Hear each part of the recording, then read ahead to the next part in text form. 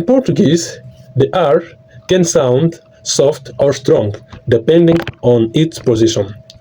Em português, o R pode ter o som fraco ou forte, conforme a posição. Soft R: Ra, Re, Ri, Ro, Ru. Say Ra. Wait nga po. What kind of student is that? Say Ra, Ra, Re, Re, Ri, Ri, Ro. Ru, No, Ro, Ro, Ru. Ru. Okay. For example, caro, Caro. expensive. How about in Tagalog? Mahal. Mahal. Yeah. Mahal kita. No, it's not like that. Mahal, Okay, expensive. I get it. Yeah. Sounds like a caro. Para.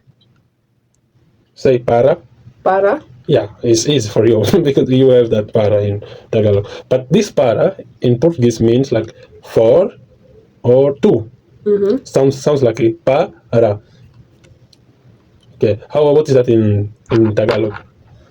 Para, when you want to get down. No. Here, for and two. Yeah. Four and two. Mm. No, for something. Also para. Like that. Yeah. Okay. Para doon. Para dito. Para sa kanya. Okay, I'm Yeah. having now. Let's talk about double R. Ra, Ra. Re, Re. Re, Re, Ro, Ro. Ro. It's hard. Say, try. One time more. Ra.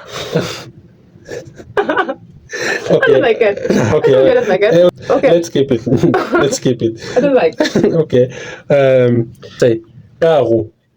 Caro. Caro. Caro. Now, if you say caro, it's only one R. Okay.